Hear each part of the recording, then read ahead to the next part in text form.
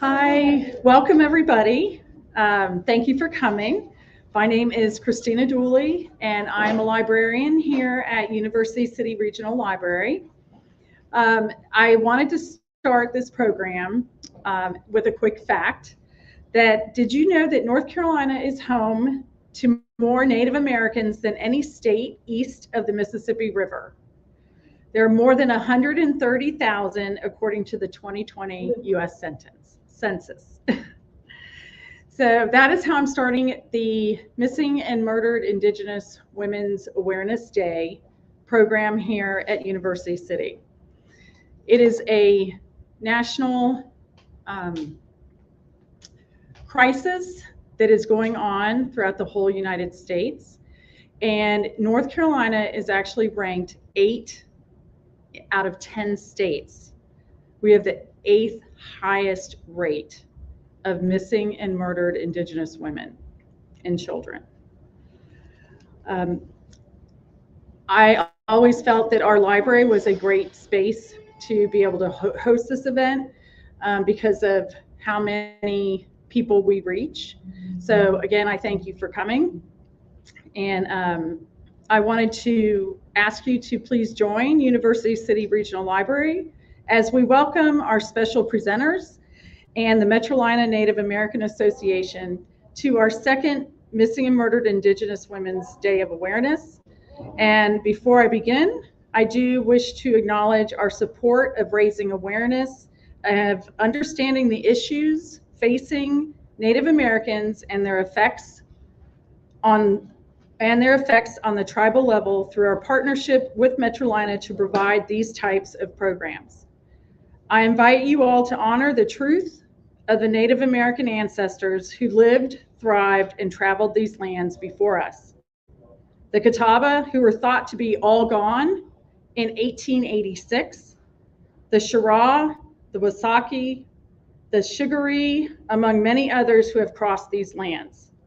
I also want to take a moment of silence for the integrity of all those Native Americans who have gone missing and murdered, their families, and all those who continue to take action for justice and bring the change that needs to happen. So if we can just take that moment of silence.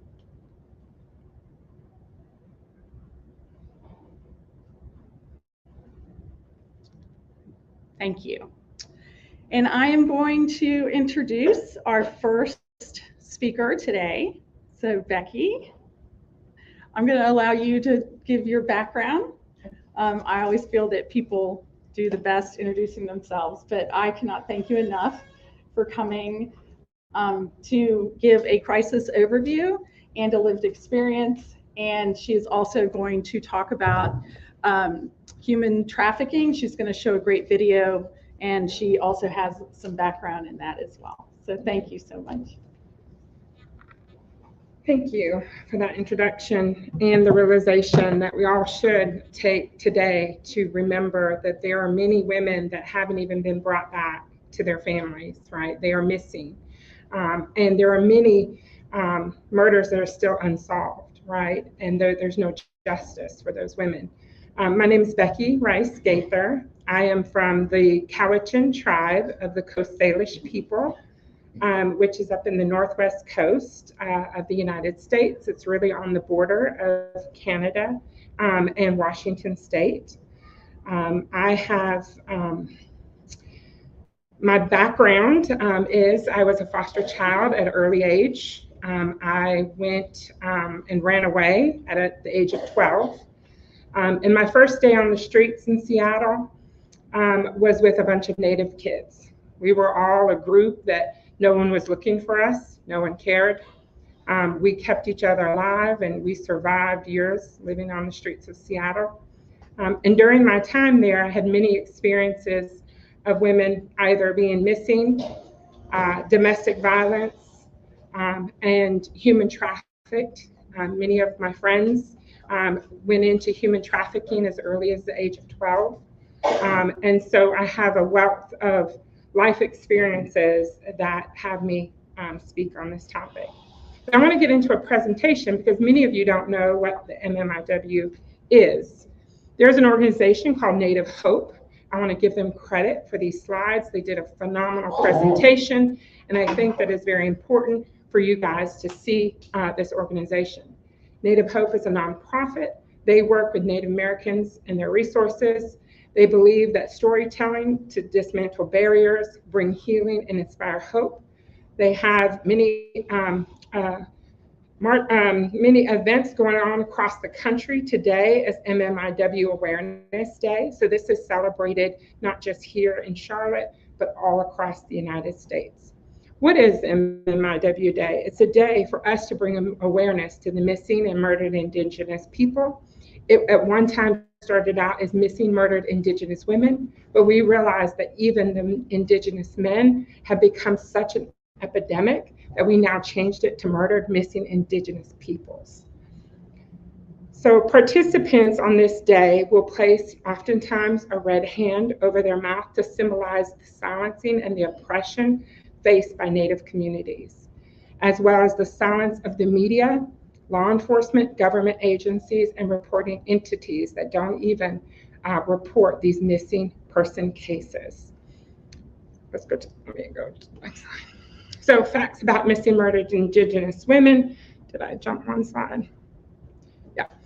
There's a widespread anger and a sadness going on across the United States because these sisters, mothers, daughters have been gone, and either there is not any answers for those families, as I've already mentioned. There are families whose loved ones are missing and they're not even being looked for or sought after. There's often cases where there is someone that has been murdered, and instead of it being a case of murder, it's often called self-inflicted wounds or suicide. We know that those oftentimes are not massively going on amongst our Native communities, especially on our reservations. For Native Americans, this is an added layer of trauma upon existing wounds that we cannot handle. Communities are pleading for justice. The National Crime Information Center reports that in 2016, there were 5,712 reports of missing American Indian and Alaskan Native women and girls. Through the U.S. Department of Justice, they logged 116 cases. What is the MMIW red hand? As you see, it's on our earrings, on our regalia.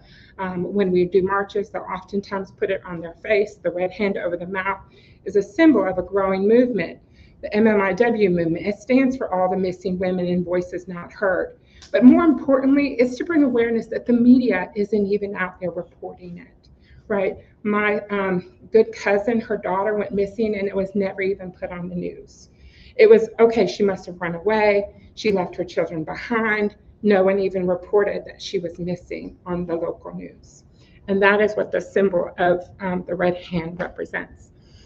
Why is there widespread silence on the MMIW issue? Why have you just recently heard about it, right? This has been ongoing for years and years, but why is it now that we're talking about it? Well, there are numerous things that have caused the silence of these murdered and missing women, and that is the Indian Relocation Act, federal policies. Many Native Americans don't even live on tribal lands or reservations, right? 22% are living on the reservation. Us urban natives, right? We're oftentimes, if we go missing, we're not even classified as Native. So if you look at the MMIW images, oftentimes they'll classify them as Hispanic, white, just they won't be listed as Indigenous. So it could be part of our transient between tribal lands and working in the city, right? Many of my people all traveled from Canada down into Seattle, and that's where they worked. They traveled around the Washington state to operate on farms, and that's how they did. So my aunt, we all knew she went off to Las Vegas, but we would ask about our Aunt Barbara, and they were like, is she still in Las Vegas? And they're like, yeah, but no one's ever heard from her again. Right, so those are the type of stories that come up over and over amongst our people. We had a family member, they left, they went to another city, and no one heard from them again. So those are the type of stories that encompass the MMIW movement. This is a crucial issue.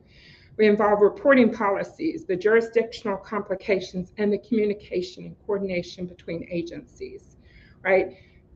Canada, just as I mentioned, coming down into Washington State, there's not a lot of communication between those different agencies. So if someone goes missing, it's often not even reported across certain policing jurisdictions. So the aunt that goes to Las Vegas, no one's looking for her. We reported her in Seattle, and they don't communicate that information to go and check on her in Las Vegas, right? That's an example of sort of the just jurisdictional complications that happen. Native Americans residing in urban areas have few resources to their culture and their tribal community. We are a tribal community, right? We draw from the strengths of our own people. And so when we're separated from them, as you know, trying to work in urban cities, oftentimes we fall into such vulnerability. As I mentioned, I lived on the streets. There was a lot of street kids that were Native, right? Part of it was their families were working. They weren't, you know, they got to run the streets. Some of them, they were completely homeless. It was just a variety of youth that lived on the streets in Seattle. I'll go on to the next slide. Statistics on missing and murdered Indigenous people. They face extreme challenges. As a survey happened in 71 cities in 2016, the numbers speak for themselves. Native American women make up a significant portion of the missing and murdered cases. Not only is the murder rate 10 times higher than the national average for women living on reservations, but the murder is the third leading cause of death for Native women. Murder is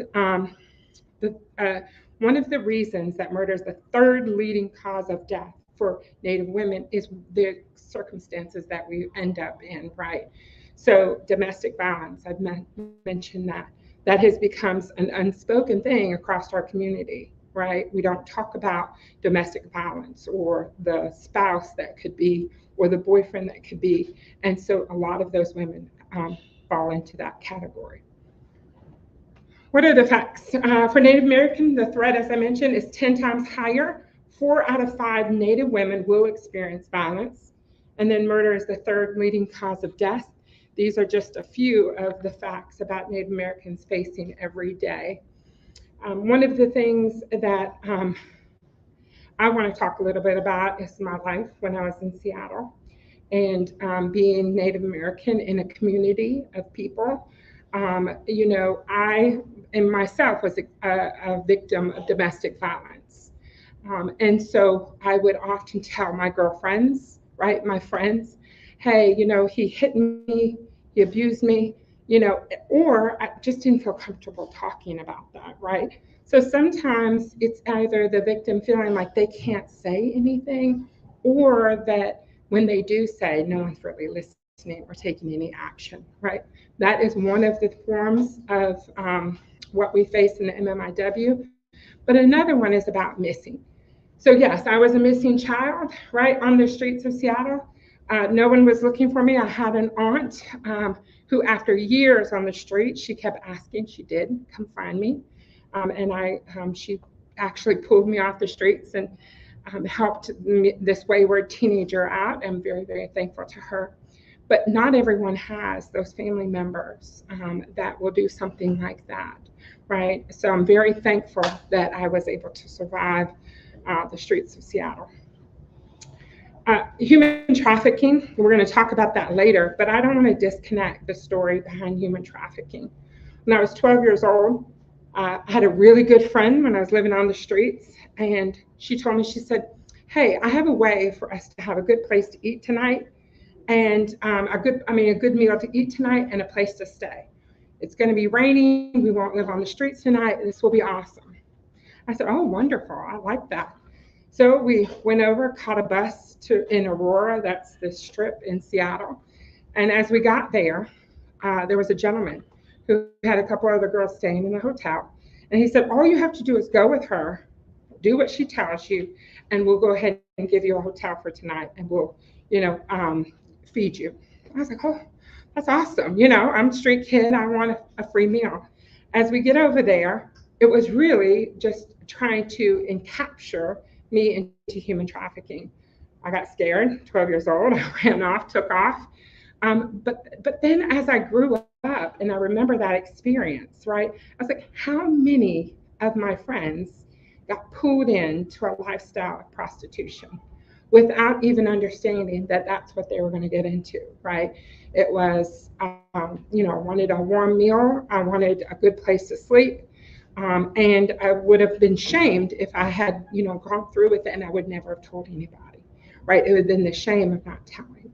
So that part of human trafficking in my life sticks with me, and just the fact that maybe I had an angel looking over me, making sure, hey, Becky, run, because you don't know, you know, how bad your life could have been had I gone down that path.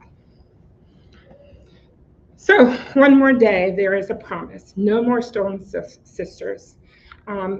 One of the things about today that I want us to remember is that we all are taking a stand by educating ourselves here, right? We all are deciding that we want to know more about what's going on in our Native communities and in our area, right? Even if we're not Native American, we're willing to learn about what's happening in our communities. So the hashtag No More Stolen Sisters is so that we educate ourselves and make sure that we tell others about what's going on across the Native community.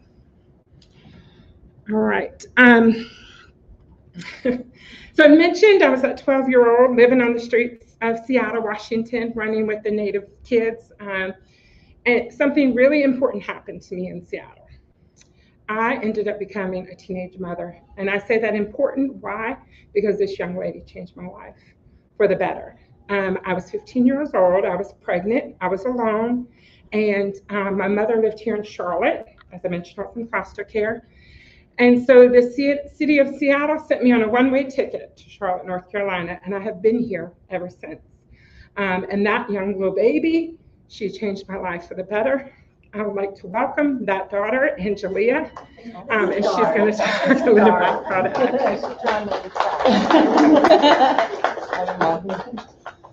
All right. Hi, y'all. Well, Mom, do you want your phone? So that's my mother, Becky. She don't like me calling her Becky though. So my name is Angelea. My native name is Skywater Stone Eagle. I am Puyallup and Cowichan.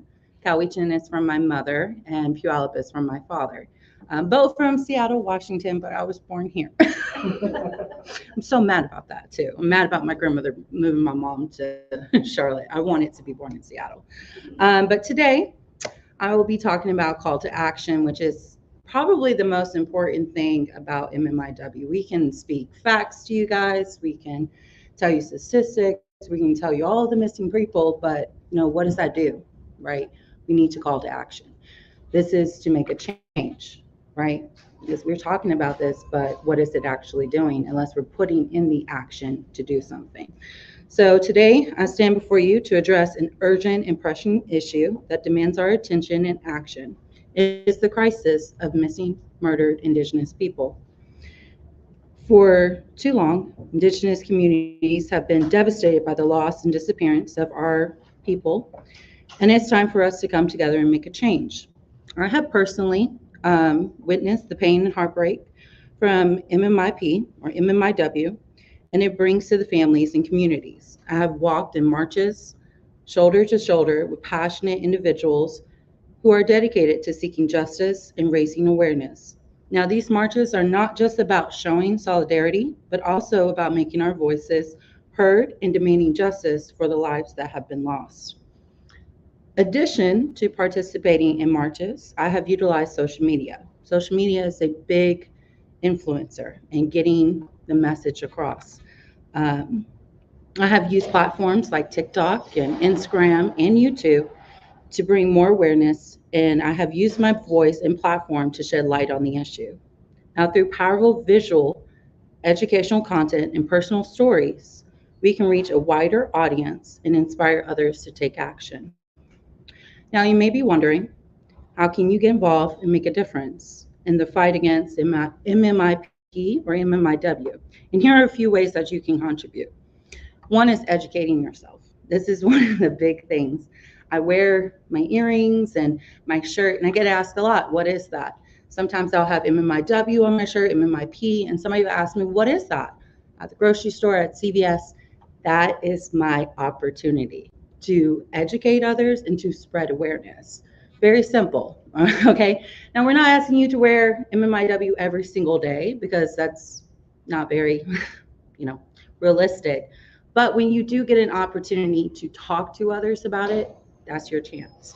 So educating yourself, take the time to learn about the history and the experience of individual communities, participate regularly in MMIP, MMIW, educate yourself on root causes and systematic issues that contribute to these crises, like my mother was just saying about her experience. Knowledge is power, and by understanding the issue, you can better advocate for change. Number two is to support Indigenous organizations. There are so many different organizations. We have MMIW. I mean, you can use the hashtag and you'll see so many organizations. I'm personally in the organization for Native Women Running. This is where we just run. Doesn't matter where you are. You put on red and you run and you advocate. And this right there spreads awareness. Also talking to your friends and families too. Donating your time, resources, funds of these organizations by supporting them. You are directly contributing to the cause and helping those affected by the crisis. Number three is to use your voice. This might be hard for some people, and it was hard for me for a while until I got on social media. I dealt with social anxiety for a really long time, and social media let me kind of raise my voice without feeling so much judgment. Even though I did get a little backlash on there, it made me stronger. And I realized that it wasn't just my voice, but I was also helping others raise their voices too, who were talking about MMIW. You can speak, you can engage in conversations with your friends and family, raise awareness wherever you can. Your voice is a powerful tool.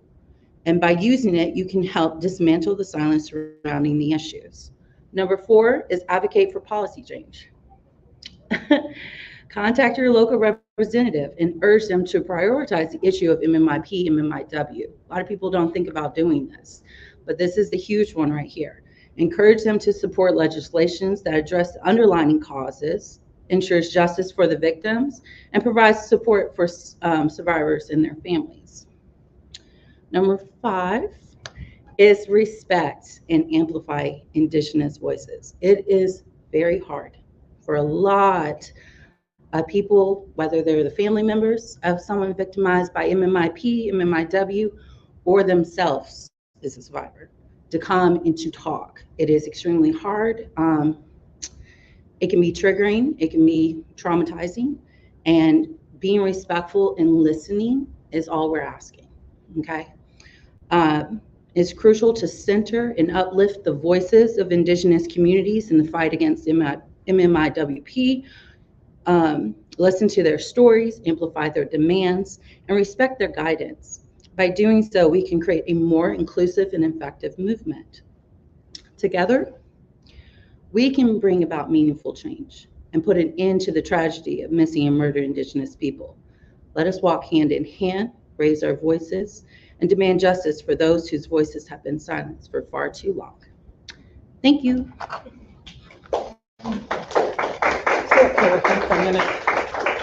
We do have some time. We're going to take a break and do some more on this topic. We have a speaker bringing information to us about securing ourselves on cyber threats. We're also going to get into human trafficking as well. But before we do that, I want to take some Q&A from the audience, right?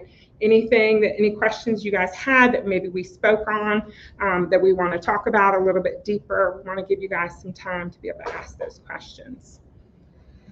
So any questions for either of us on the topic of MMIW?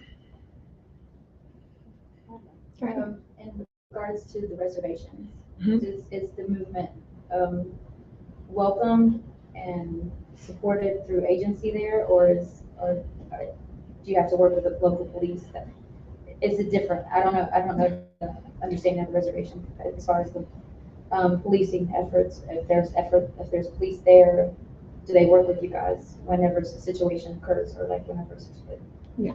So you asked a good question. I'm glad you did, right? Because I really talked about what urban natives are facing, right?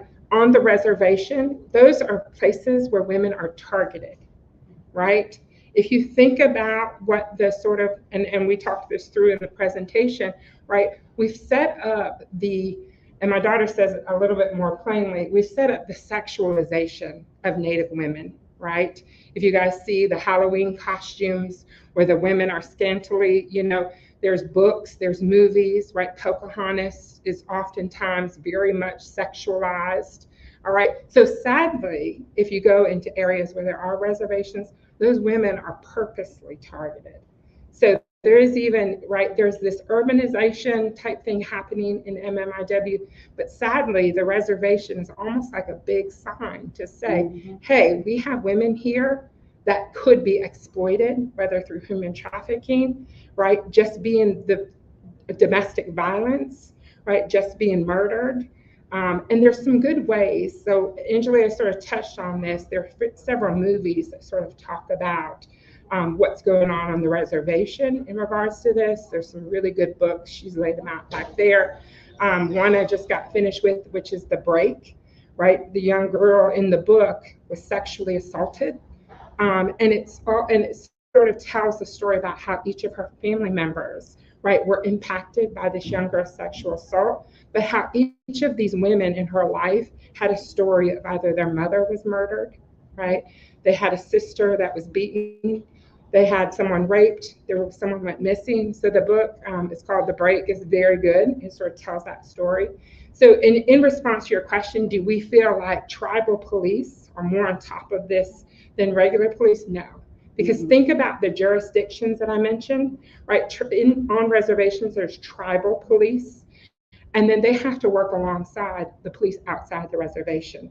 So it's just sort of a breakdown in policing when it comes to something like that. So a woman goes missing, the tribal police has to contact the other police. It gets shoved on a desk, and it's not important. So that's sort of the breakdown. We see that between the reservations and the other organizations, that's even more of a crisis, right? And I have, I'm the oldest of 14 siblings on my father's side. My mom did. I have 14. My dad did. And all of my siblings live on the Puyallup reservation. And I've heard tons and tons of stories from all my siblings, but a lot of tribes have what is called sundown towns. And this is basically where we don't go out at night. My sister was missing for a week, and she's one of my oldest sisters. My siblings found a car on the side of the road, right on the reservation, and it was dark out, didn't hear anything.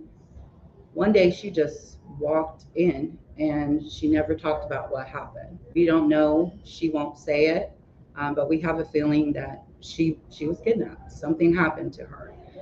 And that's how hard it is. Like when stuff like that happens, a lot of neighbors won't even say anything because our voices have been silenced for so long that it's almost like, what's the point? I've had things happen to me and my mother, and it's always the women's fault. And even if you're not Native, like if a woman gets sexually assaulted or raped, it's because of what she was wearing, or she shouldn't have put herself out there, or she should have been more safe. It's always some type of an excuse. And there is no excuse for this at all. Any human trafficking is no excuse, right? If the media reports on a Native woman going missing, it'll often be started with the woman who was a prostitute or domestic violence, missing, or you get what I'm saying? So it almost turns around and re-victimizes the woman in that news story as someone that you guys shouldn't have to care about. You don't have to care about the prostitute or the street person or the young lady who was on drugs or alcohol. So it re-victimizes those women. If it does get into the media, it will start with they were doing this. Other questions? So there's essentially no protection for women on the reservation? There is tribal police on the reservation, but if you think about it, it's almost like you're standing there. You're already been identified as being Native American living on that reservation. I don't know if you guys have seen a really popular show right now. I always forget about it. It's the one in Montana. I do this every time I think about the show. So, okay, this is, Yellowstone. yes, Yellowstone, okay? And in their episode, the woman who's married to the man's son, she's Native American, and her car breaks down. She's on the reservation, right? So that whole idea of someone stopping to help a young lady with her car broke down on the reservation who seeks to do her harm, right? That's an example of what happens on reservation life. Now, is that much different than what happens in the city? No, I just think, the problem with being in the city is you may say, hey, Becky went missing, but you may not identify me as Native American, right? So those are the things. But yeah, there is tribal police on the reservations. Let's not think that they're not being protected, but those women are being targeted, right? Mm-hmm. You had mentioned, talking to writing our councilman and things like that. How well does that work between like the tribal government versus the federal government? How much of that really? Most tribes are already, like council chiefs, they're already involved. Most tribes are.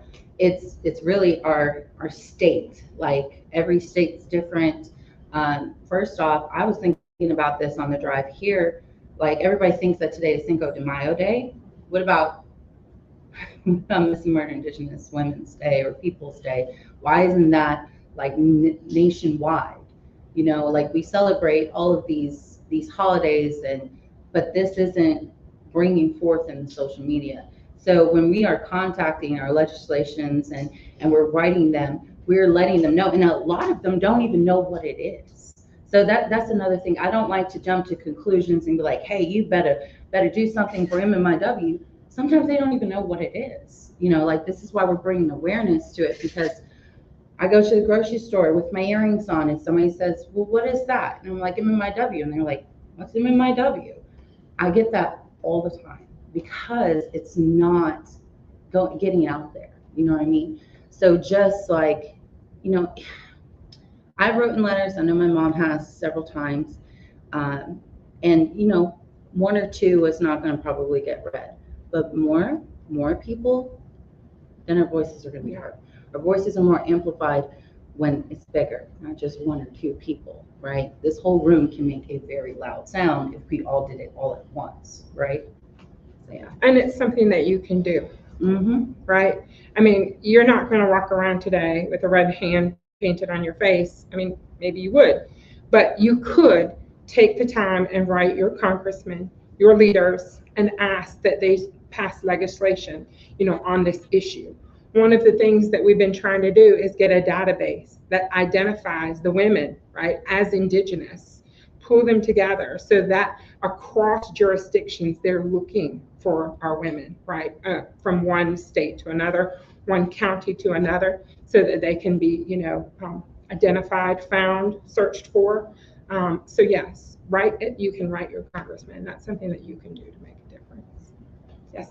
I think that there's a lot of misconception, I think especially in North Carolina, because the Lumbee tribe is so large that they're not federally recognized. So a lot of people dismiss people that are members of the Lumbee tribe. And so I think that when there are people or that are not federally recognized tribes that go missing, I think that they are dismissed a lot more than federally recognized tribes. Yeah. I'm just using Lumbee as an example, but I think throughout the whole United States, that is my opinion, but. So what you're talking on is an issue that all natives face, which is our identity, okay? The federal government doesn't get to decide that the Cowichan people are a people, right? The federal government doesn't get to decide that the Lumbees are a tribal people, okay? So that's what happens in across the jurisdictions is this federally recognized Puyallup any different than the Cowichan woman? If we both go missing, should you only look for her and forget right, and reclassify me as other. So what you're talking on is a topic that is part of the MMIW movement, which is we are Indigenous people. It is not some classification or some carrying card or some federal recognition that makes us Indigenous, Yes. right? It is who we are and our identity, right? It's no different if I was a Black person standing up here. You don't, Black people don't have to carry a card, right? But Native Americans should have to have some recognized card to say who we are. Yeah. So that is a part of the movement, which is sort of taking Native Americans and saying, you're Native American if you've done this, if you've become, if the federal government recognizes you, if you've got your actual recognition card, therefore you're Native American. And right? on social media. Sure. Well, these are federally recognized. We don't have full federal recognition. Oh, I'm sorry. Thank you. Yes. Misconception. Yes. And for the camera, what was said, just so I can make sure, is that Lumbees are not fully federal recognized. They are recognized. They just don't have the full, in my opinion, little extra things that should be given to them as a people. Like health services. Yes, very important. Yes, thank you. We're here to educate ourselves. Exactly, Thank you so much. exactly. And then on social media too. I hear this a lot. I'm the social media native, so I'm going to speak about this. I've had to show my tribal ID card more than once on social media because of the color of my skin. I don't look the typical native. I don't even know what that is. The Hollywood movie natives, basically. And I've had to prove who I was, but I'm enrolled. My mother is not. So if somebody comes, my mom doesn't have a card to prove who she is, but what my mom is getting at is we are the only race, ethnicity that has to prove who we are. Like even if it's just 2%, we have to prove it. But if you are Asian or half Asian, nobody's going to question that. Or if you're Black, nobody's going to question that. But when it's us, we have to prove. So when it comes to you asking the question, does, the missing murdered Indigenous people, like tribal or non-tribal, it's the same. Mm-hmm. Like we have the same amount of missing people regardless. We are talking about all natives, not just federally recognized or not. This is the majority of all Native women and men. And it adds to the crisis. Mm-hmm. So we have a crisis across this country because it's easy to discredit a person for who they are or even categorize them correctly, right, in the system. It's all on paper, how they've classified the woman that was murdered. So there's a thing called, and I'm veering a little off topic, but I think it's really important. There is a thing called paper colonization, right? So what happens to Native Americans is we are misidentified so many times. So when I gave birth to Angelea, the lady brought the birth certificate to me and asked me to sign it. So as I was just about to sign my signature, I looked down and there was a race box. And she was listed as white on her birth certificate. No, that wasn't school over there. Oh. So on the birth certificate, she was listed as white. And I asked the lady, hey, why did you list my child as white? She's Native American. And she said, we have to do it by what we think the child looks like. Well, she had jaundice, okay? So what are you saying? She looked like a yellow baby. She scared the mess out of me because she was yellow. So I'm thinking, where'd you get white from when she's really clearly jaundiced? And so I told the lady, I can't sign this. You need to go and fix it. And her response to me was, it will take me weeks to make that correction. Go ahead and sign it. It's no big deal. All right. This woman knew that was a big deal. So I said, I don't care how many weeks it takes, go and fix it.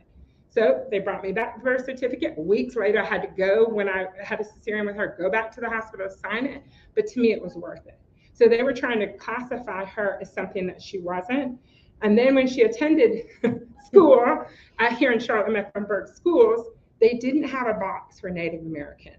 I found out when she was in the 6th grade that she was listed as Black.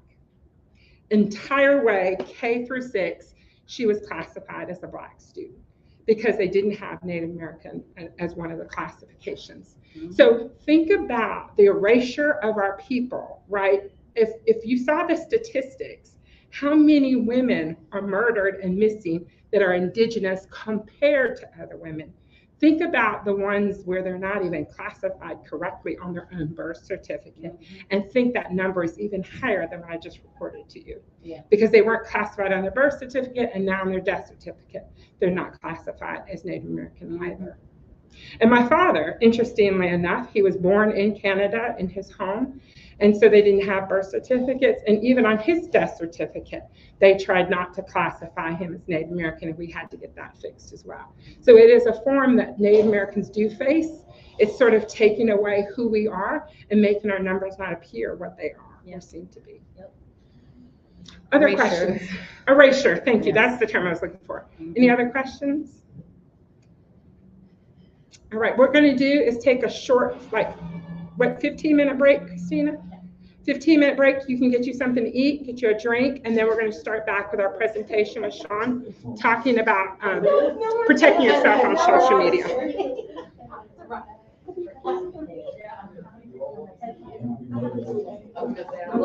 I know.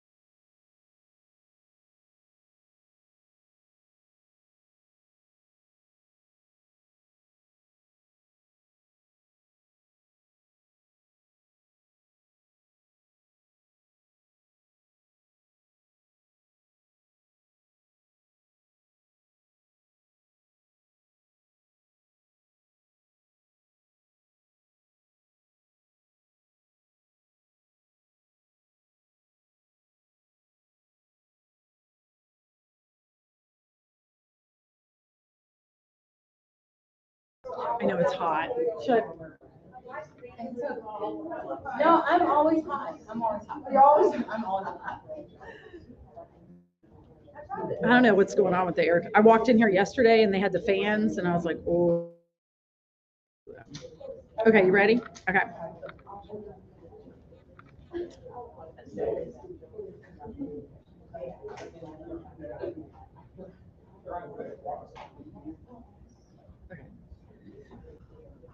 Hi, and welcome back. We are in our second hour of our Missing and Murdered Indigenous Women's Awareness Day.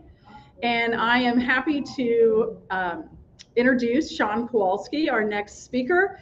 And he is with the nonprofit TLP White, and he is going to explain what they do. And it's pretty interesting, and I think it's a well-needed service that they're providing. So welcome, Sean. Thank you. Thank you. How's everybody going? My name is Sean Kowalski. I am representing TLP White. We are a nonprofit based out of Pittsburgh, Pennsylvania. I am Plains Miwok myself, out of California. It was very great when I heard Becky this morning talking about, or this afternoon, a little bit more about her backstory and a lot of different things that were going on in her life. And coming from the Miwok tribe, my grandmother was born out in California, and I start to think about MMIW and how that has affected that community out there. And my grandmother, my great-grandmother, actually passed away in 1939. My grandmother was 13 years old. My great-grandmother was giving birth to my last and final great-aunt, who's still alive. We're happy she's still with us. But when she passed away, she was going through a really difficult birth. And what happened was there was a man who was working on the ranch that they were all living on. And he came over and they all pleaded and they said, hey, you're the only one with the car. Can you please help us and bring us to bring my mother to the hospital? And the man sat there and he said, no. And so he essentially walked away, and my great-grandmother passed away giving birth. We never really knew what his motives or what his intent was. But it kind of came out that before she passed away, gave birth, he actually went to court and had my grandmother, who was 13 or 14 at the time, married to him illegally. She passed away, and when she died, it gave him the opportunity to take her. Luckily, there was a wonderful police officer that actually came in as things were going through, and in the chaos, stopped everything and said, this isn't happening. The man was arrested, he was charged, but he was let go 2 days later, and nobody ever saw him again.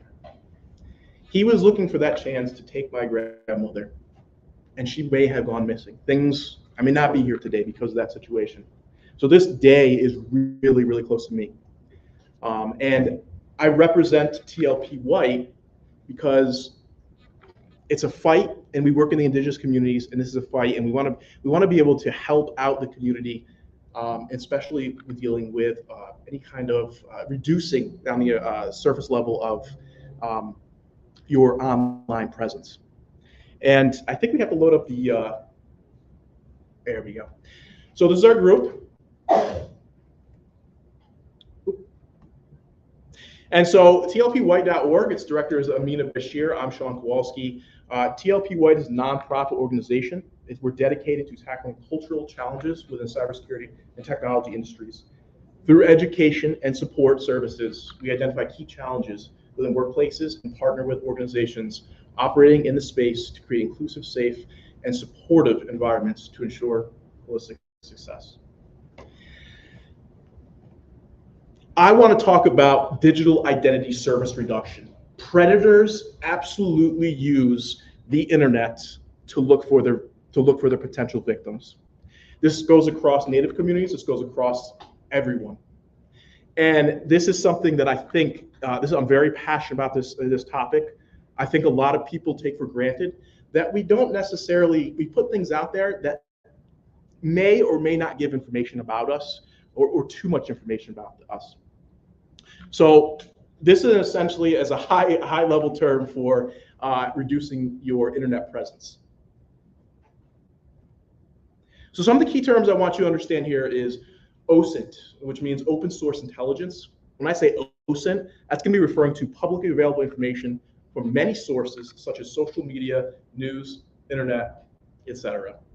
Social engineering, it's a methodology for manipulating an individual for specific outcomes. And PII, it's personally identifiable information. Information that can be used to identify an individual.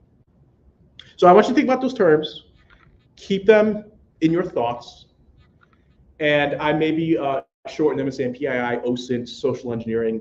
At least you know now what those are specifically. According to a report by the Justice Department released in 2019, and this was a case study between 2016 and 2019, just reported cases. It was entitled Stalking Victimization. The following statistics were published. In 2019, an estimated 67% of victims of both traditional stalking and stalking with technology were fearful of being killed or physically harmed. Most stalking victims, which were 67%, knew their stalker.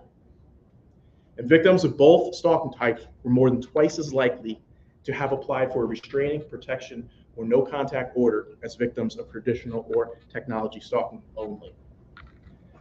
So I want you to think about those statistics. I want you to think about your presence currently, what you have out on the internet, who your friends are on your friends list, who's on Instagram, who's on Twitter. And I want you to think about this as we go through this. There are some statistics here. Again, these are persons aged 16 or older who were victims of stalking. And these are the by type of stalking behavior. Again, this was published in 2019, but this was reissued in 2022. Traditional stalking looks at things, it's more of the, I guess you would say, physical. It's followed or watched, showed up, rode by, drove by places, harassed, waited at home for the person, work, school, or any other place, sneaked into home, a car, or any other place. So it's somebody physically going somewhere or doing something. They consider that more traditional stalking. Think about things that were more likely before technology back in the 60s, 70s, 80s. Any stalking with technology, and again, sometimes people don't even consider it stalking, but this classifies as is. Made unwanted phone calls, left voice messages, sent text messages to somebody that were unwanted. Sent unwanted emails, messages using the internet or social media, monitored activities using social media, posted, threatened to post inappropriate, unwanted personal information, and tracked whereabouts with an electronic device or application.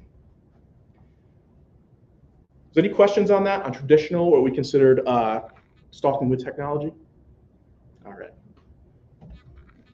So you would think that maybe this is going to, hopefully as we get better and we're doing more, especially with law enforcement and so forth, it would reduce. But actually a statement below delivered just last month by Rose Hidalgo, Director of the Office of Violence Against Women on April 1st, mentioned, unfortunately, the statistics speak for themselves. About 1 in 3 women under the age of 35 are stalked or harassed online. The rate of victimization is even greater for individuals who identify as LGBTQI+. Pretty high number. As somebody who has daughters, this makes me very, very uncomfortable. 33% of our females under the age of 35 have had, whether they know it or not, have been a victim of stalking. Quick exercise. Take the next 30 seconds to think about your social media accounts. Think about pictures you post. Think about comments or posts. And think about your friends list. Okay? Take this time. Understand what exactly you have out there. Think about your digital identity. All right? You may think about a post that I went out and I took a picture of my new house that I just bought. What is in that picture? Your home, sometimes your house number, your family. Are you putting that publicly? Is it private? So how can we be proactive about this? There are a number of things you can do to be proactively reduce your overall surface area of the internet. What is being discussed today are only suggestions and should be taken as such. Today we list a few high-level ways to help you get started, but it is the individual's responsibility and choices to implement what they feel necessary for their protection. Please take time to do your own due diligence and research and do what is best for you. All right, I love asking questions. I rather just have a bullet list of things not to do.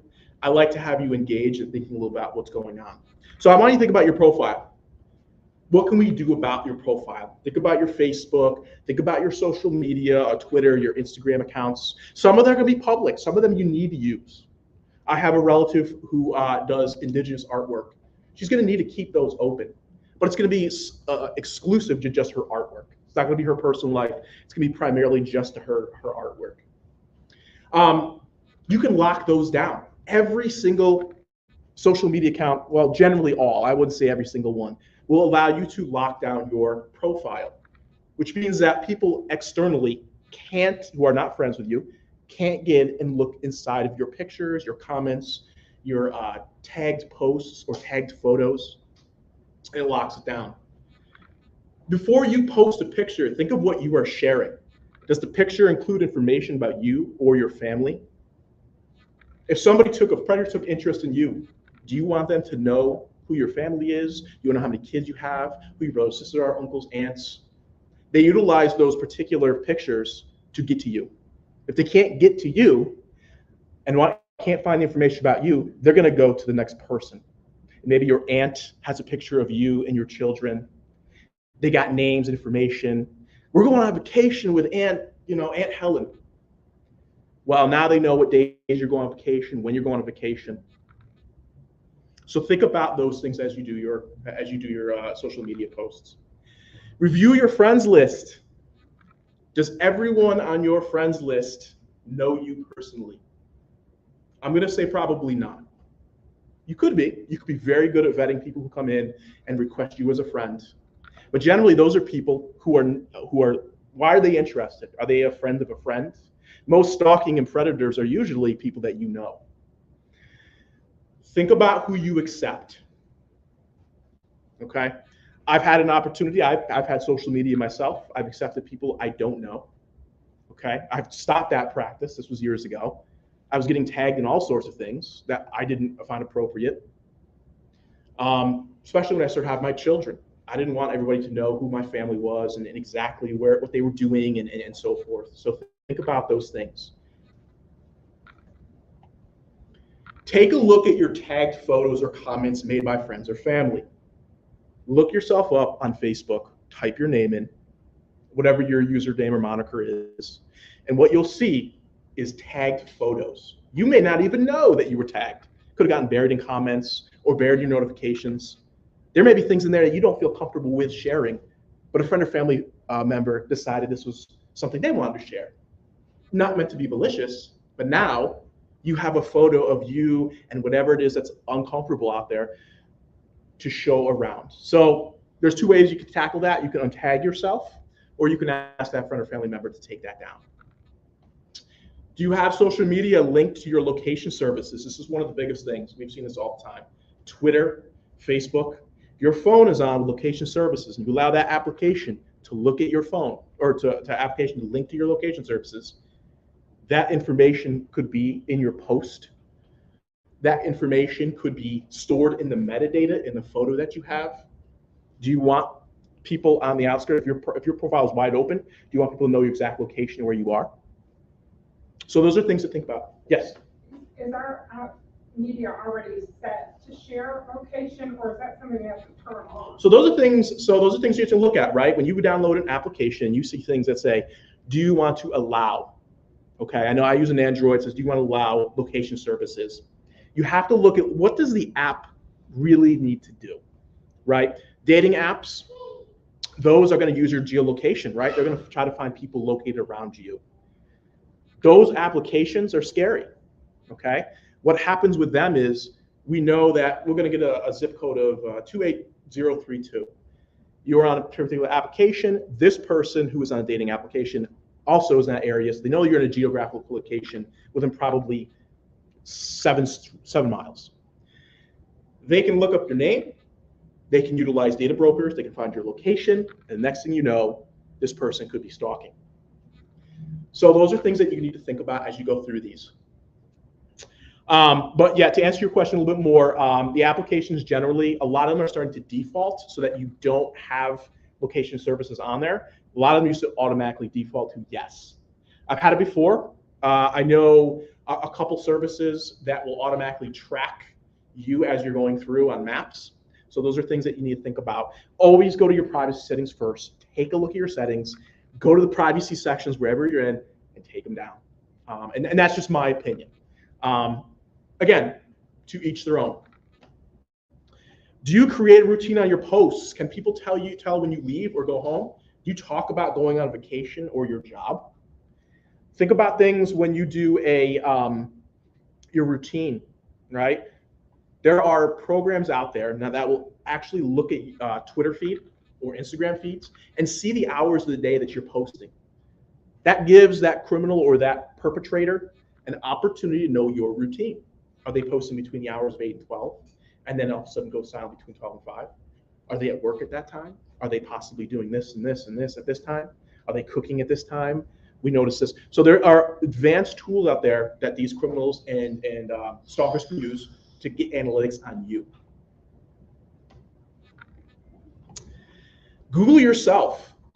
Has anybody Googled themselves before? Yeah, right? Kind of scary. It's very hard to reduce your footprint on Google, but there are ways to do that. I will tell you, take a look at what comes up.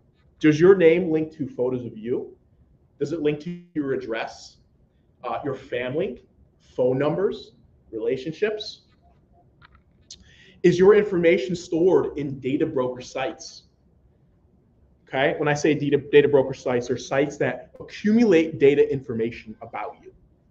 And what they do is they sell that to other people. It's cheap. I think sometimes you can get them for $2, if that, maybe even $1. And it runs a very high level background information. Publicly available information is out there, right? They will gather that. Some of these places are very good at grabbing court documents. They're very good at grabbing newspaper articles, things that may not show up on the surface of the internet. They accumulate all those into one spot. Sometimes they're very accurate, sometimes they are not. But take a look at them. See what's out there. Somebody could pay $2 and find out everything about you and who your kids are and so forth. You can, a lot of these services now are offering an opportunity to actually remove yourself from those sites. If you go, and again, be very careful as you're going through, but they have a removal there and you request removal. That will take some time to be pulled off of Google, but usually within about 3 to 6 months, they will start to slowly disappear if you're vigilant.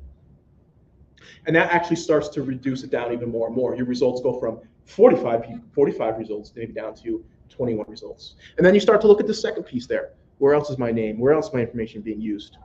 Can I have it removed? Can I get a hold of the administrator of that particular site and ask them to remove me from there? There are some people who've gotten themselves down to zero, almost no footprint. I know them. It's very difficult though. What else do you see when you Google yourself that may be worthy of being removed? Okay, this is your information.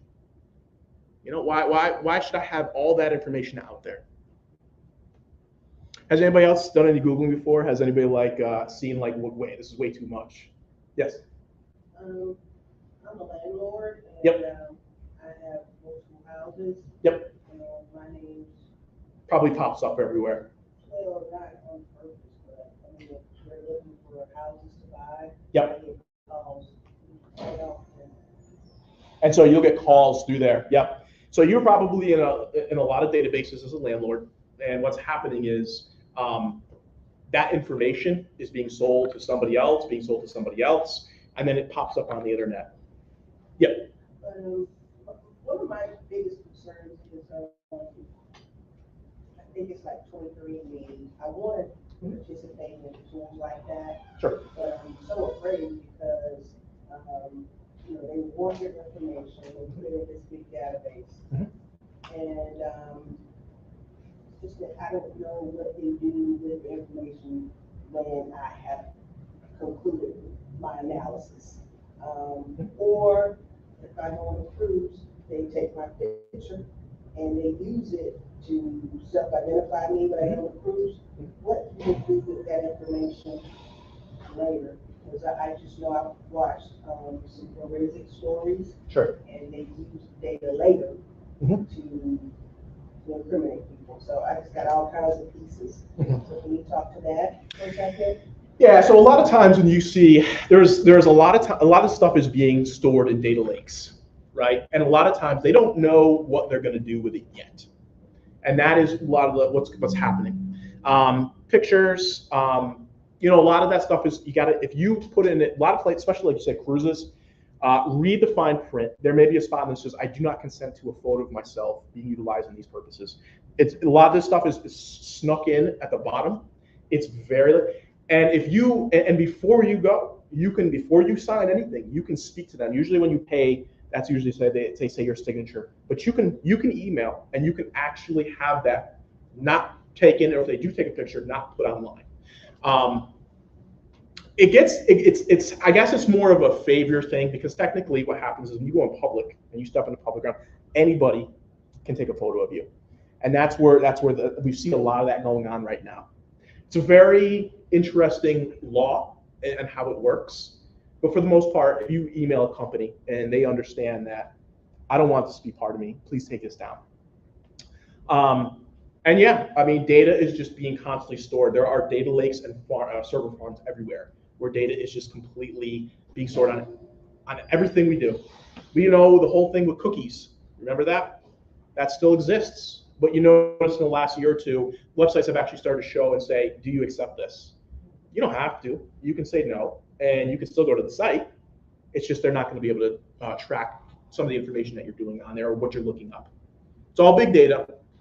And they're large data lakes.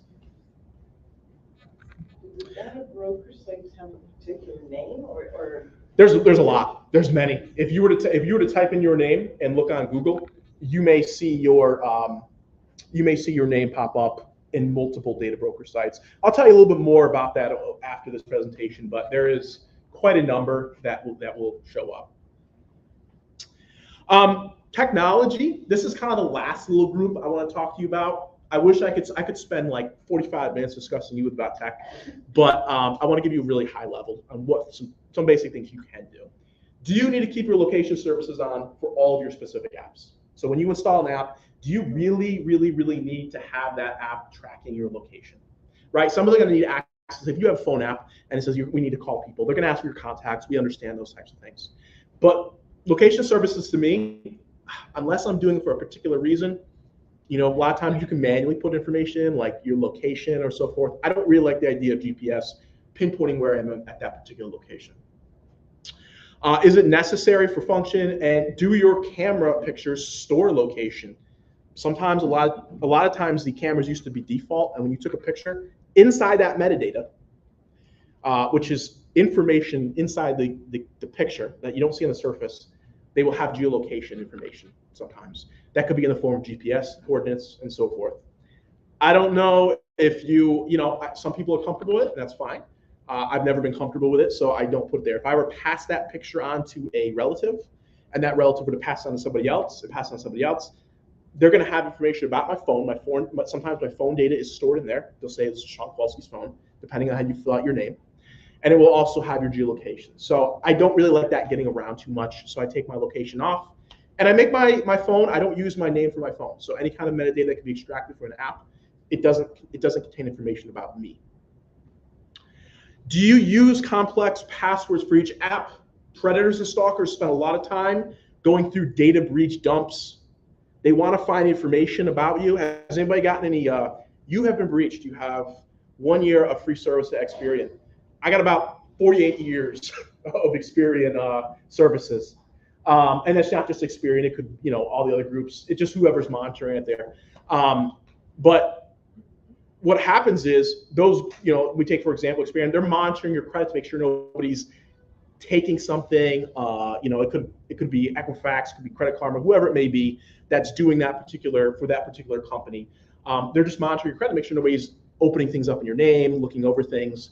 But stalkers and predators, those databases where they're breached, especially say it's just some local fishing store that you bought some fish food at, and they had a data breach, and you get warned about it. That data was taken by cyber criminals. That's sitting somewhere on the internet, whether it's on the underground or even on the surface. Your information's out there. Password, email address. This makes you think, do you use different passwords for each application that you use? There's a thing in cyber threat intelligence that it's called credential stuffing. If I find out your email and password, I may be able to use that in different groups, or I'm sorry, different applications or different types of websites, okay? I don't want somebody logging into my information, so it's best to keep a complex password and different passwords for each individual group. I've actually made email addresses where it's different, where I use them in specific instances. Can you set up multi-factor authentication? Multi-factor authentication is very important. I know sometimes it's like, I got to go get a separate code, but it's very important, especially when the application recognizes that's a different device or a different geolocation or a different number that's accessing it. And that will usually send 2FA, usually, and depending how you want to set it up, can go to email, it can go to your phone. So when you sign in, you get a code, it just backs up that it's you. Any kind of predator or stalker, if you don't have 2FA, it makes it easier for them to get into your accounts and in your information. And be careful where you hook up your Wi-Fi. Cyber criminals can see network traffic that is unencrypted and can create fake login pages within a network using DNS spoofing on a local network to steal credentials. So I want you to think about when you hook up your phone, when you hook up your computer, to open internet. If it's something that is not very secure, or it's in kind of it's just a basic router, there are opportunities for criminals or predators to set up fake web pages and get you to go to your Facebook, and then you'll end up giving them, they'll steal your credentials there, and then they'll have those for later on whenever they want to look in. It's kind of complicated to set it up, but it's plausible. So don't think about those things. I utilize a VPN when I go onto a public network. It encrypts everything I do onto a VPN network outside of the network that I'm logged into. So those are things that start to think about. Do a little research. Again, these are all on you, and think about what you want to do and how you protect yourself. And that's it. These are, like I said, I gave you very high level. There's any questions or comments, I'm more than happy to answer those for you. If you have any questions you want to email us, it's contact@tlpwhite.org. And like I said, we'll be happy to help you out if you ever want to. If you're a nonprofit as well and you kind of align with what we're doing, again, feel free to email us and look to link up. But that's it. Yes, question. What's the best VPN for a home user? I couldn't even give you a great one. What do you use? I'll sync with you right after this. I don't want to give too much of it, but I'll sync with you after this one. And I'll let you know what some in the field have on. A lot of times, I'll be honest with you, the free VPNs that you see, I don't always feel 100% comfortable. They could be great, but I do prefer to pay for mine. So, but I'll sync with you a little bit about that. Yes. I'm wondering why you need a VPN. I have one. Sure. When I'm out of the country. Yes. But when I'm in the United States, I don't feel that I need one. Do I need one? It depends on how you look at things, right? If you are going to be, if you're strictly on your phone and you're not hooking up to internet, like a website, or I'm sorry, like a network, okay? Say you went to a local coffee shop and you wanted to use their internet. There is an opportunity that there could be a cyber criminal predator sitting there watching, we call them packets. This is like little bits of information that go across the network that could capture information inside as they go through. So anytime you connect to a network, it has the opportunity for somebody to steal those. If you're not connecting to any internet and you're just using your regular 5G network, you are absolutely good to go. Well, I don't want to say 100%. There could be there's opportunities. I never want to say 100%, but if you're using 5G, you're generally a little bit safer because it's more unique. It's just to you, and nobody else is seeing your traffic unless it comes up from a top source. So you're saying a VPN would stop the person from getting it if I'm instructed? What it does is it basically, think about a tube, right? You got a tube going across. this is what a VPN does. It basically grabs this tube and goes across and it encrypts all of the data, and so that it looks like just jarbled words. And what it does is basically goes across that, and they can't read it. They can still know that you're there, but they can't read what you're sending across to a website or send it to an application. And that's what the purpose of the VPN is. So it happens. I'm going to be fully honest with you. Those VPNs really do a good job. I always do it when I log on to a network. Again, you got to kind of think about what's best for you, but it really is. It really is. And when you say going out of country, why would you? What's the difference between the United States and out of country? What is it that? I was working in Japan. Okay. And, there's movies that I want to see, American movies. Oh, okay. and Yeah, they're yeah. not allowed in Japan. Gotcha. So I use the VPN. Sure. So VPN was what's up? I want to do it the other way.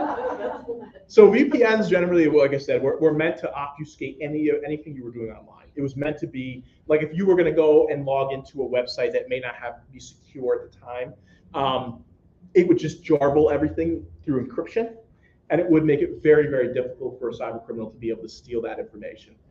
They wouldn't be able to crack it. Let's just put it that way.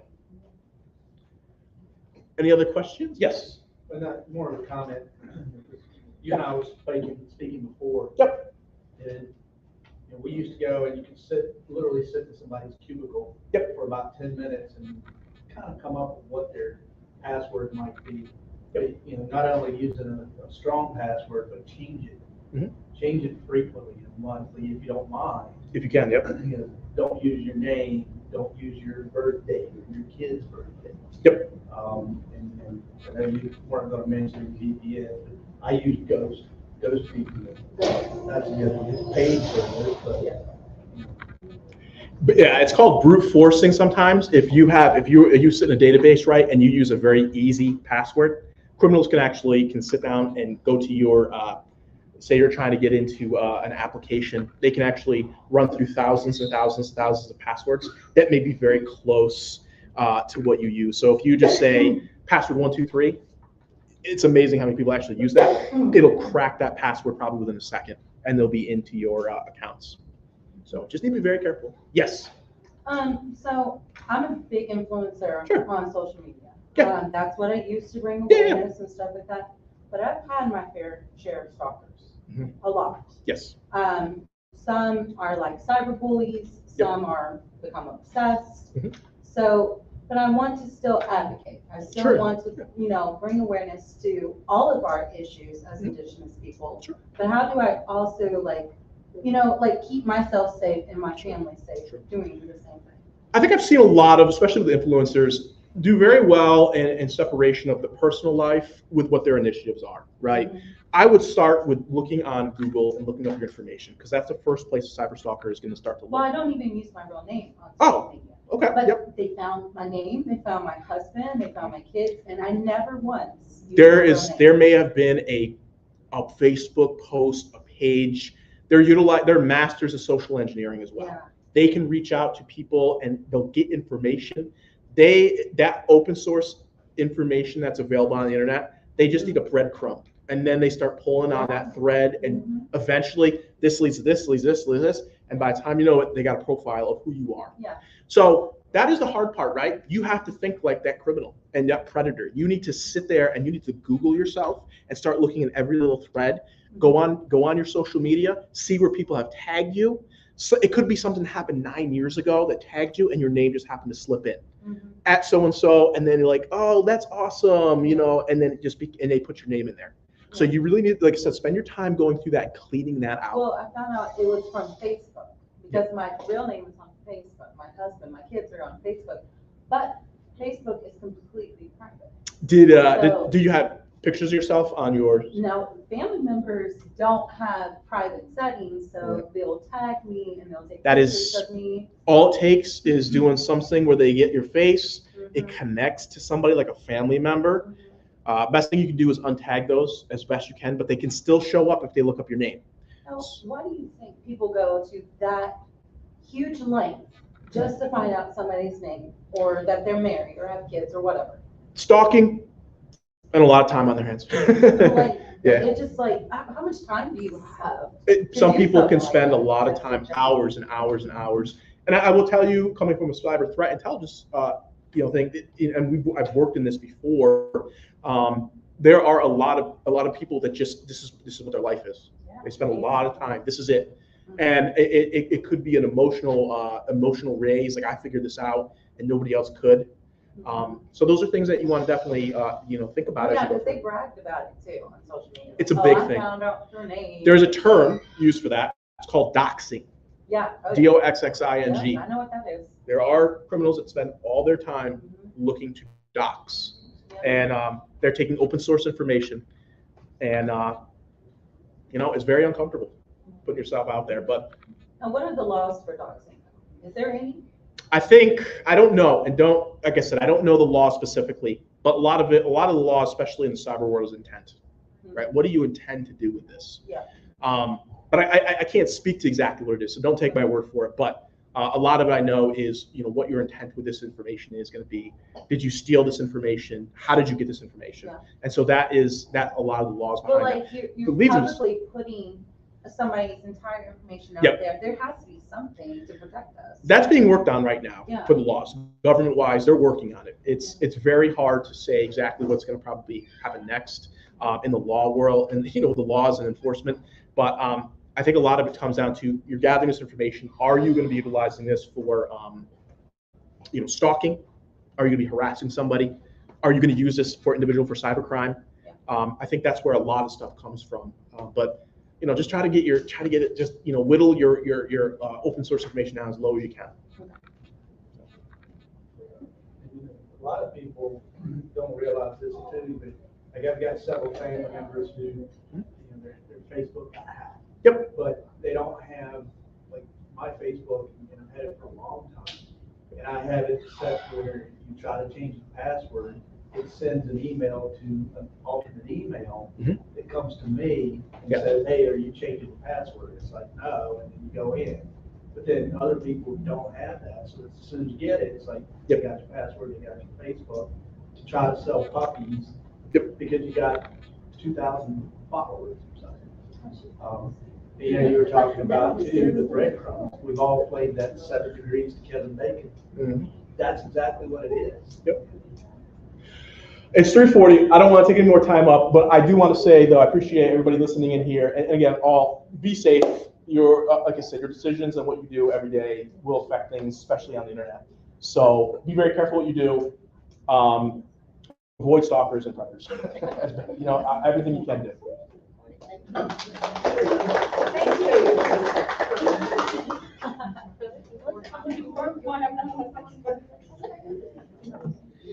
Okay, we're going to condense this and then we'll have a short video really about the MMIW topic so that you can bring it to light for you. But before we jump into that video, I want to talk about a very important topic that we've sort of alluded to through the stalking, our stories, our accounts, and the call to action, and that is human trafficking, right? That is a component of MMIW. What is human trafficking? I'll give you the shorter version. I'm going to short it down for you. Human trafficking occurs when a trafficker uses force, fraud, and coercion to control another person for the purpose of engaging in commercial sex acts or soliciting labor or services against his or her will. Force, fraud, or coercion need not be present if the individual engaging in the sexual act is under the age of 18. I mentioned in my story that I came to Charlotte, North Carolina as a 15-year-old single mother. What I didn't get to tell you is that single mother went on to get her degree here at UNCC, and I worked for one of the local banks here in Charlotte. I started out after I graduated as an investigator in fraud, moved over into different areas in the bank, but always had a passion to do investigative work. I ended up becoming it's called a money laundering investigator. So I would investigate if people were laundering money. A component of money laundering is human trafficking, right? They have to get those funds from trafficking women and they have to move it around because it's illegal funds. So I joined a team at one of the local banks. It's called the Red Team, surprising, right? And that was for us to investigate human trafficking. So my experience is from a banking perspective of investigating human trafficking, but being with my experience and who I knew and where I come from, I could see various components in financial transactions that would identify if there was a cause of concern. The banks have financial responsibility to report stuff like that, of course, right, to law enforcement, but we also have to take responsibility if we see human trafficking. There is a national hotline. It's called the National Human Trafficking Hotline. It's open 24 hours a day.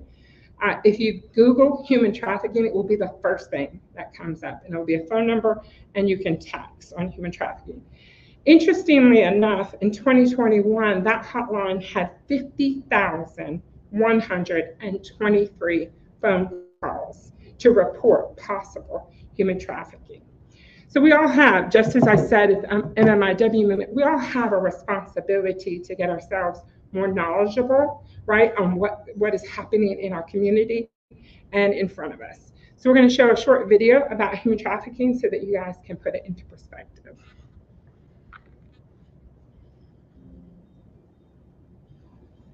What is human trafficking?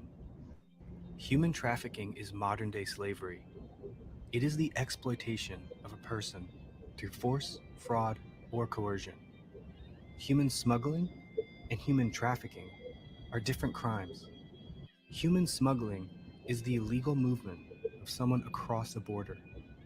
Human trafficking is the illegal exploitation of a person.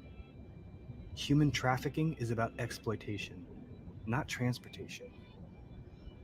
Human trafficking is a highly profitable crime and a violation of human rights. It occurs in every part of the world, including here in the United States. It happens in our big cities, our suburbs, and even in rural towns. It can happen to anyone. Human trafficking victims can be US citizens or from other countries. Victims can be any age, race, or gender. But one thing they share is that they are vulnerable to being exploited. There are different types of human trafficking, including sex trafficking, forced labor, and domestic servitude. Sex trafficking victims are manipulated or forced against their will to engage in sex acts for money. Sex traffickers might use violence, threats, manipulation, or the promise of love and affection to lure victims. Truck stops, hotel rooms, rest areas, street corners, clubs, private residences. These are just some of the places where victims are forced to sell sex. Any person under the age of 18 involved in a commercial sex act is considered a victim of human trafficking. No exceptions. Forced labor takes on many forms, and it happens here in the US and overseas. Through force, fraud, or coercion, victims are made to work for little or no pay. Very often, these victims are forced to manufacture or grow the products that we use and consume every day. Victims of forced labor could be found in factories, on farms, doing construction work, and more. Victims of domestic servitude are hidden in plain sight, forced to work in homes across the United States. Their traffickers sometimes take their identification papers and travel documents in order to limit their freedom. They are prisoners, working as nannies, maids, or domestic help. Every year in the United States, thousands of human trafficking cases are reported, but many more go unnoticed. That's because human trafficking is a hidden crime. Victims might be afraid to come forward, or we may not recognize the signs, even if it's happening right in front of us. We need to bring this crime out of the shadows. That's why the Department of Homeland Security created the Blue Campaign, to take a stand against modern-day slavery and help combat this heinous crime by raising awareness of human trafficking around the country. But we can't do it alone. We need your help. So what can you do to stop human trafficking? Visit the Blue Campaign website to learn more about the signs and indicators of human trafficking. Share this video on social media to help bring this crime out of the shadows. Be an informed consumer. Know who makes the products you buy and the food you eat to help keep slavery-tainted items out of your home. And finally, recognize and report suspected human trafficking. You can submit a tip to federal law enforcement online or by phone. For victim support, you can call or text the National Human Trafficking Resource Center. Help us bring this crime out of the shadows and into the light. Join the Blue Campaign. One voice, one mission, end human trafficking. Okay, that video, as I mentioned, there's a Blue Campaign. Get involved and be knowledgeable. The last video we're going to show is specific to MMIW and the plight that Indigenous women face. It's a really short video, and it should end us off. Go ahead.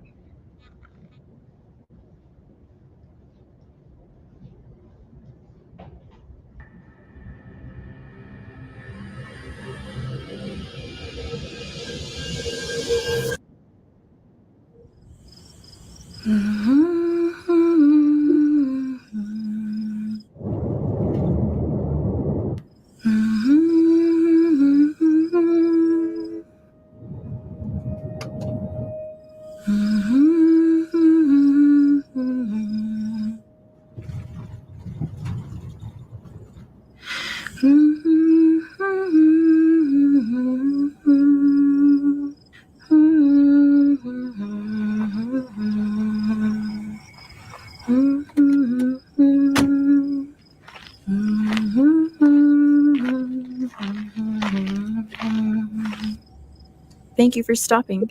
Well, you're welcome. You got a spare and a jack?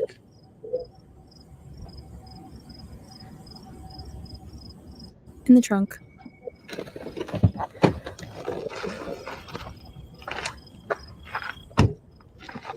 Nobody's usually on this road.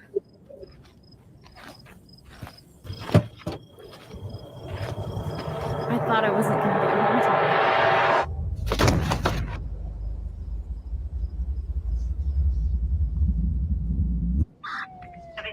Victor King 854.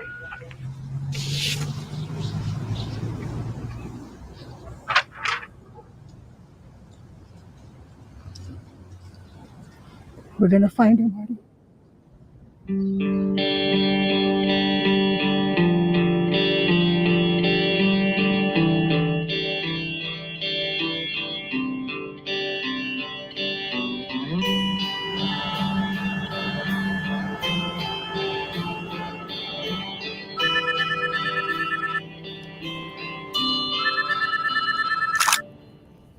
Hey, nothing, waiting on you.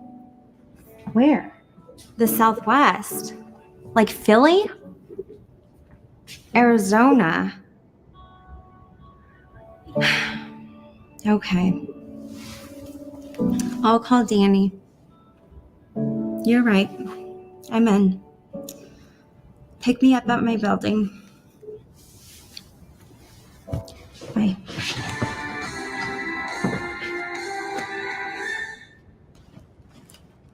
The British teen disappeared 2 days ago at the Club Med in San Salvador.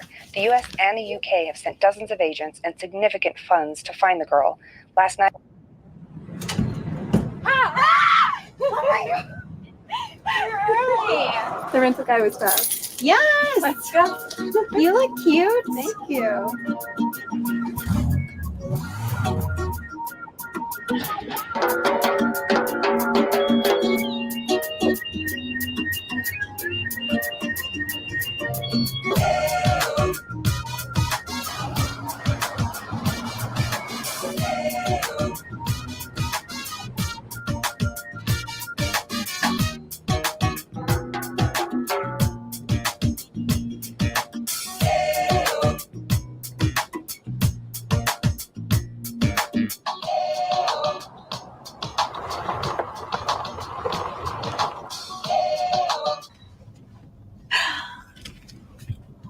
Hey. Danny says the card is declining and the credentials aren't verified. Not verified. I thought this was handled. What about the card? I haven't collected for the gig. You always do this. Since college. I can't always bail us out. We need the Brooklyn gig.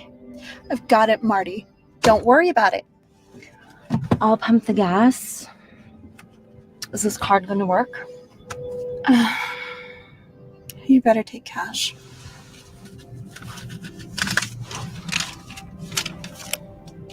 Jess, at least get a deposit next time.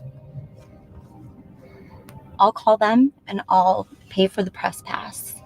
And I'll wire Danny some cash when I get a chance. I've got you, Marty. You'll get it in full as soon as the check clears. You'll get it.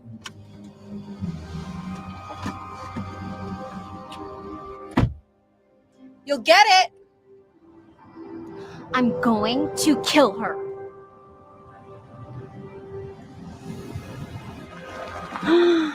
Wow. Oh my gosh. Amazing. Look at the horses. It's like so green. Look at the cacti. This entryway is gorgeous. We're here. Yes. Epic.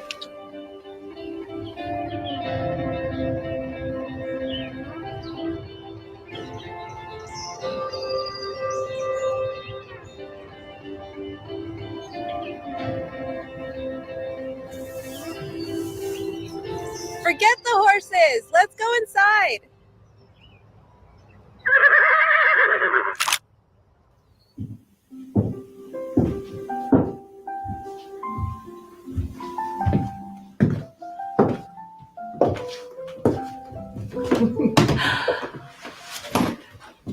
This is gorgeous. Right? Seriously.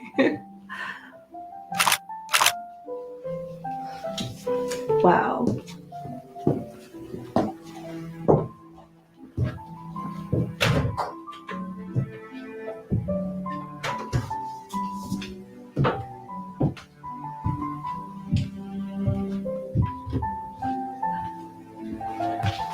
Oh. This is my spot. This is, wow.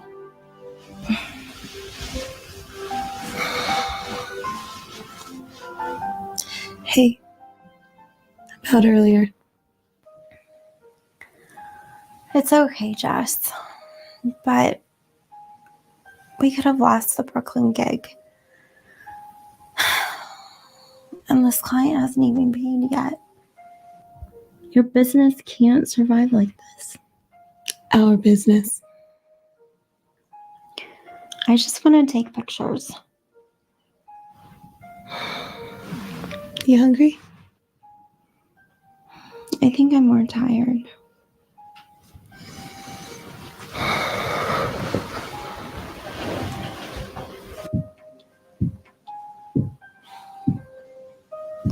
Well, I'm hungry. Let's go eat. Can I please take a nap first? Okay, here's the plan. I'll get us some food, and then we will go explore. Okay? Thank you. You're welcome.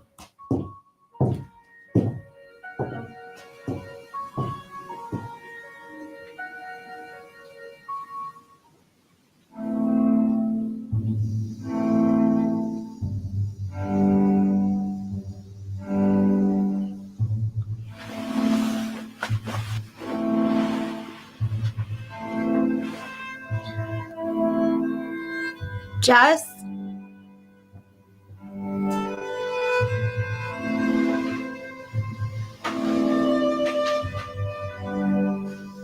Jess?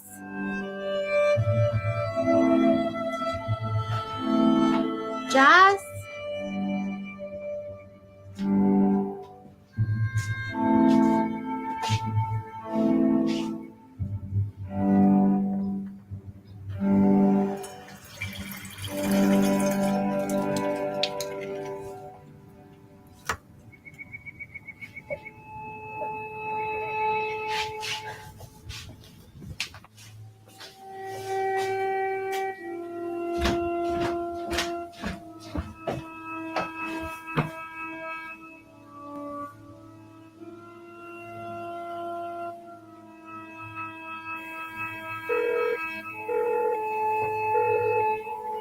Hey, you reached Jess with S. You know what to do with the beep.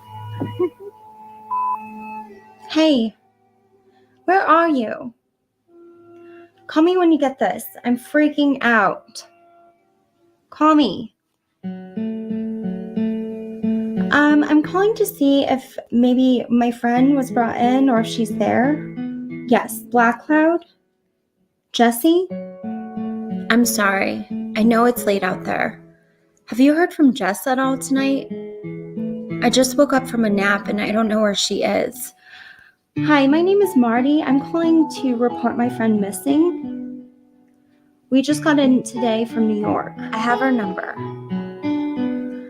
Hi, yes, I'm calling again to see if my friend is in the emergency room. Hi, my name is Marty. Can you try Jess? I'm calling to see if my friend is there or if she was brought in. Yeah, Daniel? Yes. No luck yet. Black Cloud? Jessie?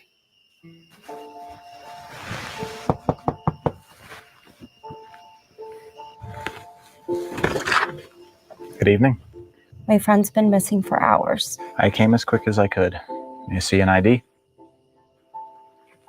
I'm Officer Davenport. New York City. You're a long ways, Miss Cooley. So, tell me what's going on. My friend Jess went missing. How old is he? She is 26. Apologies. Name? Jessie Black Cloud. Let's see. Black Cloud. Ethnicity? She's Native American. Ah. When was the last time you saw her? Today at 4 o'clock. Was she intoxicated? No, we don't drink. She went out to get dinner and she didn't come back. So she drove? Yes. What was the make and model of the car? Hyundai Tucson, 2019, orange. It's a rental. Okay. For now, I'm going to put an APB on the vehicle. You're not going to look for her? I understand your concern, miss, but an adult isn't technically missing until 72 hours after we're contacted. This is nothing to worry about. It happens a lot. She's likely at a bar or partying with friends on the reservation. We're not from this area. You need to do something. Can't I speak to someone else? An APB is all I can do right now. If you'd like to speak to my sergeant, he'll be in tomorrow at 9 a.m. For now, here's my card and your ID. I'll let you get some rest. She'll probably be back in the morning. Let us know if she is. Thanks.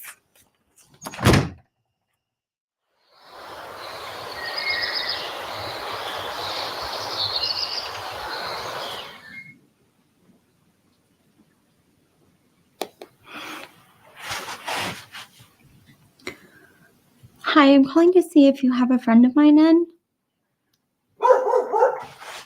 Jess!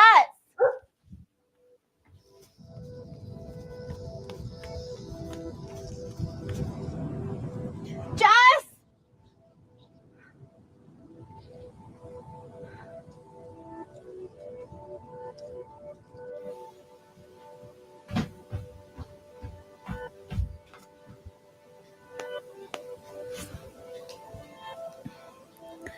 Come on. Come on. Good morning. Hi, I need to file a claim. My friend went missing and she was with the car. Okay, but I wanted to ask, can you track cars with GPS? Okay, can you find out? Okay, thank you. Yes, can you check and call me back?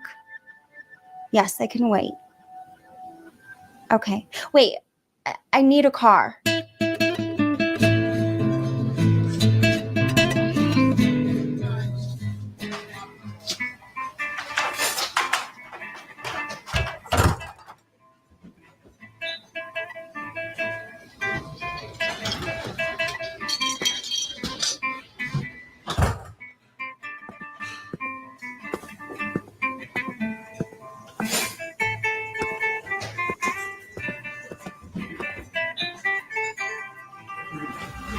Good morning. Just one?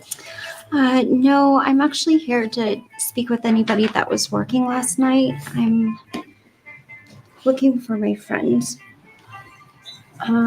Okay, let me see who was working last night, all right?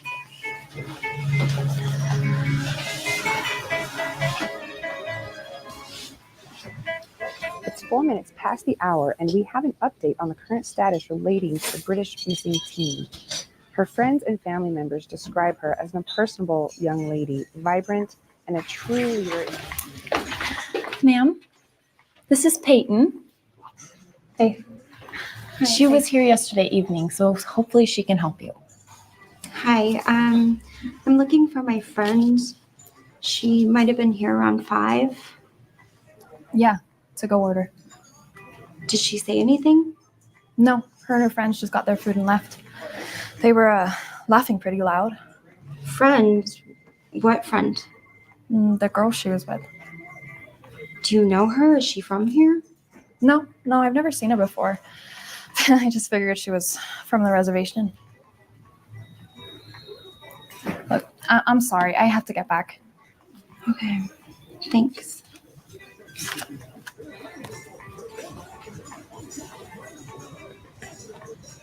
Police have doubled their efforts today on the ongoing search for the missing British teen. Law enforcement officials have released a statement and review of recently uncovered evidence. Isn't that so sad? That poor girl. I know. I saw it on the internet earlier. I hope they find her. Seriously. Customers.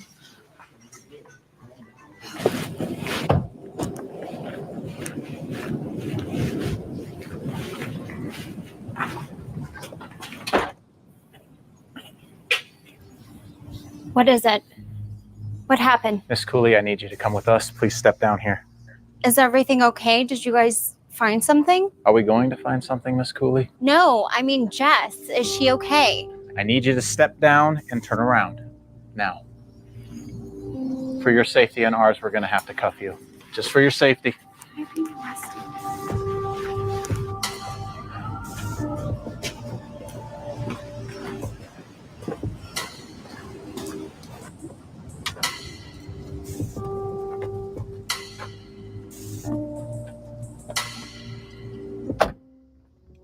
I'll see misdemeanor site. 10-4-12. Size the office.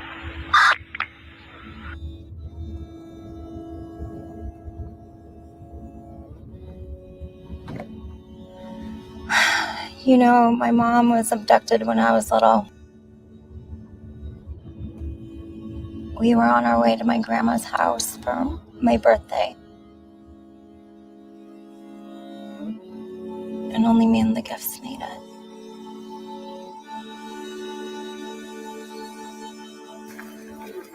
You're gonna be okay.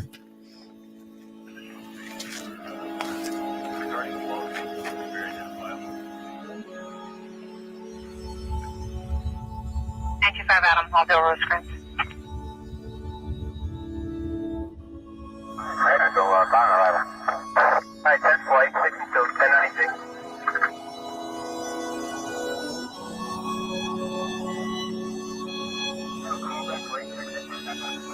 Negative, okay, nothing further, just kitty candy in the corner.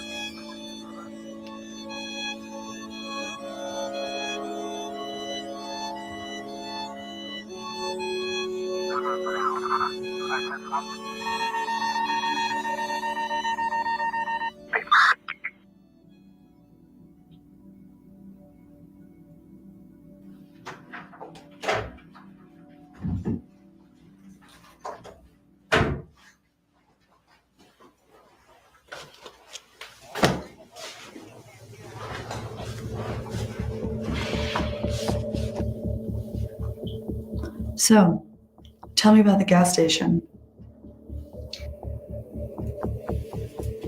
Gas station. What about it? We heard you and your friend had quite a fight. Her name is Jess. You know, the girl that you're not looking for? Well, I have a witness statement here that says otherwise. And I know Earl. He's a good man. So then you went out to El Pollo Muerto last night, right? No, I was there today. A witness said the two of you left together last night. Did you have another fight? Just went to get dinner and I was sleeping yesterday. I don't know. You match the description.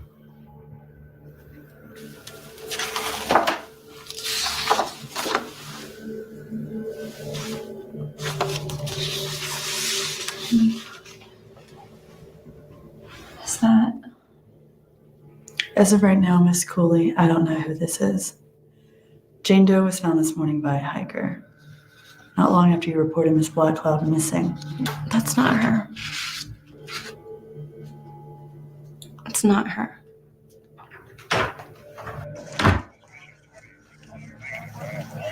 Yes? Yes, ma'am. The 1058. Oh. Okay. And? Tribal police found the 1065's vehicle. Well, Miss Cooley, you'll be glad to know that the girl we found is not your friend. Also, the tribal police found your rental. Well, what does that mean? What about Jess? No, ma'am. It was just the car. No signs of any foul play. Thank you, officer. So what now? Looks like you're free to go. What about Jess? Miss Cooley, we still have 48 hours before we can even start looking for her. Who was she? The woman? Hard to say. It's likely she'll be a cold case like the others. Others? Marty, what's wrong? I'm scared. What? What if we don't find her? We will. All of them?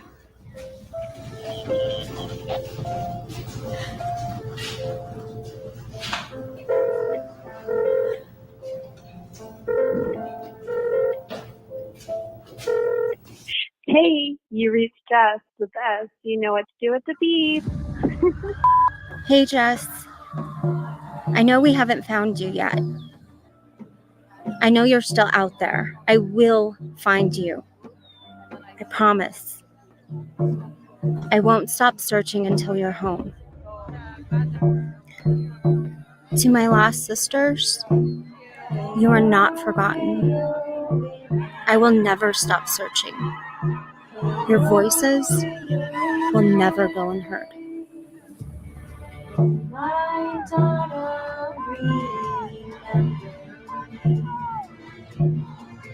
in the silence, sing with me. I love you. I love you.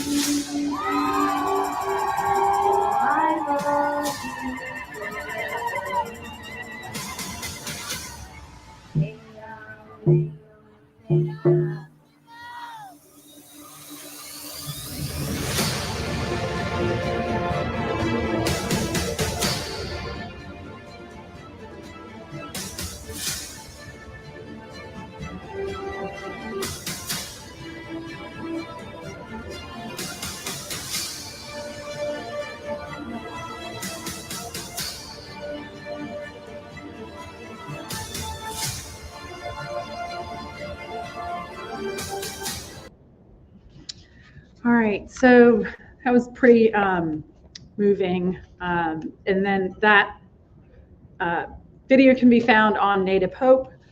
And I also wanted to point out that this packet right here is also found on Native Hope, and it says Addressing Native American Issues, an Ally for Truth, Support, and Change. So if you are interested in ways that you can become an ally and ways that you can help the Native American population stand up and have their voices heard, please download this PDF. It's not very long, but it has some wonderful and helpful information, and I highly suggest it. If you are Native American, download it and pass it on to your friends. So thank you all so much for coming. And I'd like to thank our presenters today. Next year, I hope to be able to have a writing campaign, a postcard campaign that we can sign and send out to our state government and to our federal representatives as well. So, thank you.